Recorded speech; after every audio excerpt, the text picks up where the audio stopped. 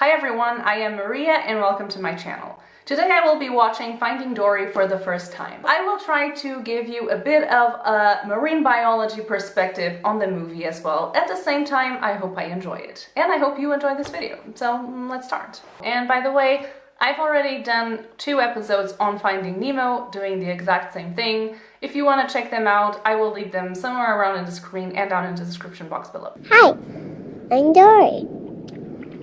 I suffer from short-term memory loss. Yes! That's exactly what you say. Okay. We'll pretend to be the other kids now. 2, 4, I like sand. Sand is squishy. Mommy, can I go play with them? Dory, cupcake. Dory, honey. Undertow, sweetie. Remember, honey, we have to stay away from the undertow. Okay. So she cannot go to the undertow. Undertow is an oceanography term that refers to an undercurrent that moves from the shore back into the ocean. This is the movement of water that compensates the currents that come from the ocean to the shore, so basically the waves. Usually these currents are stronger in the surf zone where the water is shallow and where the waves are higher. Not to be confused with rip currents. They are also obviously undersurface currents, but they are much stronger and only occur in specific locations. The undertow occurs anywhere in the shore where you have water coming from offshore inshore. That's kelp. That's a kelp forest.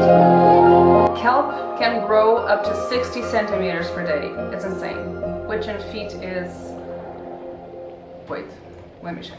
Centimeters to feet? 2 feet per day. That's why you can see these giant kelp forests because they grow so fast. Did you hear that? Very rich ecosystem. Stan, I heard someone say hello. Who? I didn't hear anybody say hello. I don't know, Stan. I just heard someone say hello. Are any of these fish your parents? I guess her parents should be the same species as her. Hi, I'm Dory. Can you put biscuits on biscuits?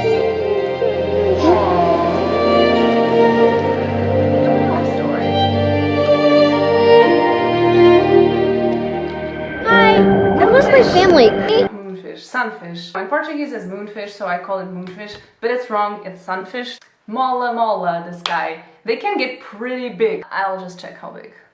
They can get way up to 1,000 kilos. That's a ton. That's the same as 2,205 pounds. That's a big fish. Females of sunfish can produce more eggs than any other vertebrate. They can produce up to 300 million eggs at the time. They don't have many natural predators except your usuals like killer whales, sharks, us, and sea lions. They can be as tall as they are long. A lot of people I know think they are very ugly. I personally really like them. Oh, sweetie. Marlins. Do you want to come swim with us? That is the nicest offer I've I gotten cannot talk all about day. all the fish I see here, otherwise I think. I will can't need remember. like Anywho, one video thanks, for but... fish. Thank you so much.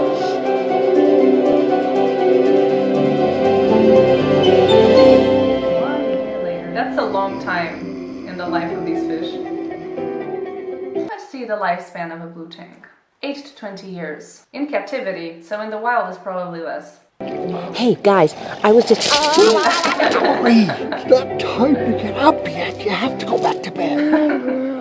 The anemone stinks. Sorry. Sure, Back to bed. exactly. Only clownfish have the immunity against these things. I explained that in Finding Nemo. Ow! Field trip? A field trip? Ooh, I love field trips. Where are we going? I thought you told her. Stingray migration. Now, does anyone know why we migrate? Why do stingrays migrate? Come on, you gotta know this stuff. Migration is about going back to... Bed! Yes! No. Sand! No. Migration is about Going home. Oh. Which is... Why do animals migrate? There's many different reasons why animals migrate: to reproduce, to look for better places to take care of their young, in case of some whales, for instance. They following food, so follow other animals that migrate, so they have to migrate in order to keep eating those animals, so they kind of follow their food around. or to just overall find better conditions to live during the winter, to try to balance different places where they have better conditions during winter and summer. Usually always related either to food availability, temperature, and reproduction. Why do rays migrate? Usually in search for food, and even though they can go long distances into the open ocean, they usually after sometimes come back to their place of origin. And we're gonna hear Mr. A calls it home. Hear my now!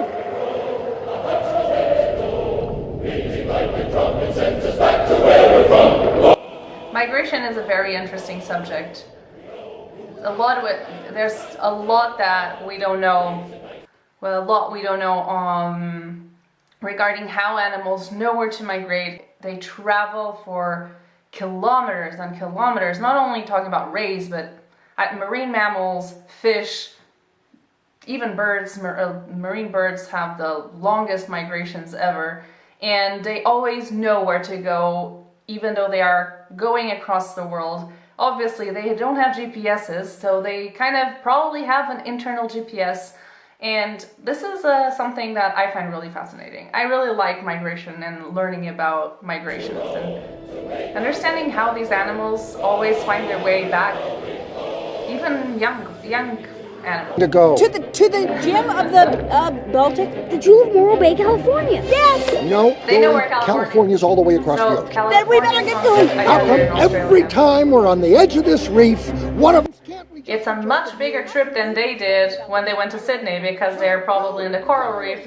in Queensland in Australia. The only reason They just had to go to Sydney. Now they want to cross the whole Pacific to California. Damn. Spoiler alert. In the movie they will make it, but in real life... Also it would take them, probably their whole lifespan to make this trip. They're my favorite.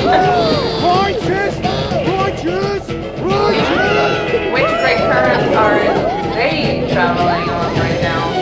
Not the EAC. We talked about that also, you know, I'm gonna shut up about Finding Nemo. No, I'm gonna be totally sick. California current. California current. Got some gnarly jump. I'm confused though, because I think California current goes southward along the California coast.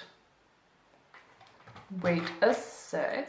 California current is a Pacific Ocean current that moves southward along the western coast of North America. Well, how did they get there? We've missed a whole Pacific Ocean. This is not accurate. It's not a good idea to come into a new neighborhood and call this much attention to yourself. You don't understand. I remembered my Traveling parents' well names. Jenny, Charlie! These crabs are locals, and I get the feeling they're Just the fishing us locals. for a reason. You might wake up something dangerous. Are you talking about like something with one big eye, tentacles, and a snappy thing? Well, that's very specific, but something like that, yes. You just in general don't want to...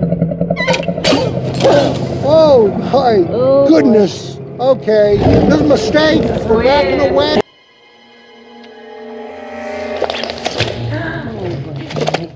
Okay. Octopus! There's a story about an octopus. They had an aquarium with an octopus, and there was another aquarium with other fish. I don't exactly remember which ones. Was it like small sharks? I'm not sure.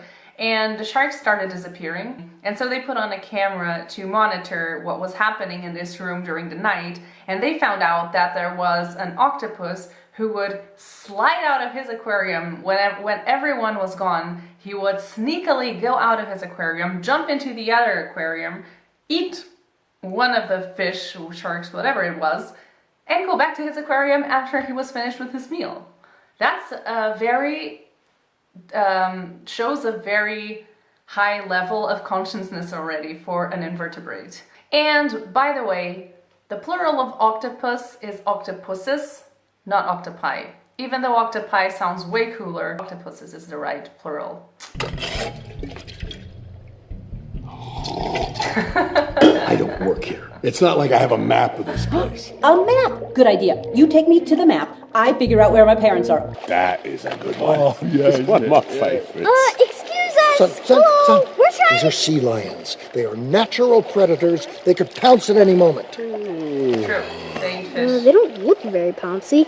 That's what they want you to think. And they are usually pretty fast. Behind me and let me do the talking. Excuse me, Can reach we're worried really about our high friend. speed Is that a while, restaurant? Swimming? Oni. Kids zone. No, kids! Kids grab things! And I'm not losing another tentacle for you. Octopuses don't have tentacles, they have arms. Tentacles are reserved for squids and cuttlefish. Hey, guys, I'm looking for my family. Oh, good idea. Play dead. They're real dead, Dory. I'm sorry. I gotta blink. How do you hold your eyes open that long? Because they did. Our next guest has been here a very long time. She's a whale shark. Ooh! Destiny. You're a fish? Wait. Whale sharks, as all sharks, are fish. They are cartilaginous fish. And the whale shark is the largest of all them fishes. It is called whale shark because of its size, because it can reach sizes as big as some of the biggest whales, and also because it is a filter feeder, just like baleen whales. So they feed by filtering water and whatever is in the water into their bodies. They don't have sharp teeth like usually other sharks. Most of their food consists of very small fish and plankton, and pose no threat to humans. Usually it's more the other way around. It is one of the only 3 known filter feeding sharks, the other 2 being the basking shark and the megamouth shark. Fun fact, the whale shark is featured on the reverse of the Philippines 100 peso bill. And along with the green turtle, it is also featured on the latest 2015-2017 edition of the Maldivian 1000 rupiah banknote. Editing me here. When I filmed this video, I had in mind that this would be a one video thing, but I kind of lost track of how much I said and how long I filmed. So I think I'm gonna split this in 2. This is the end of the first part. Hopefully the next part will come out either next week or in 2 weeks. I will keep my promise this time because it's already filmed, so I just need to finish editing it. But nevertheless, I hope you enjoyed this first part of my reaction/explanation of stuff in Finding Dory. So far so good. Obviously I've already watched the whole movie by now. Just like Finding Nemo, they did their research, and for most of their animals they tried to put characteristics of the real animals into the characters in the movie. As I've already said, I appreciate that. I think it's cool. I think it's a good way to teach people things without really being, making it boring. It's an entertaining way to learn. So yeah, this is my take on the first half of Finding Dory. I hope you enjoyed this video. If you want to see the next one, wait for 1 or 2 weeks. It will be uploaded in this channel. If you want to see more marine biology, ocean related stuff, don't forget to subscribe down below and like the video if you liked it, and don't if you didn't. Yeah. If there's something else you would like to know regarding these characters or these animals, or anything else really that you just want to know, leave it down in the comment section below. And yeah, I hope you enjoyed it, and I hope to see you in the next one. Bye.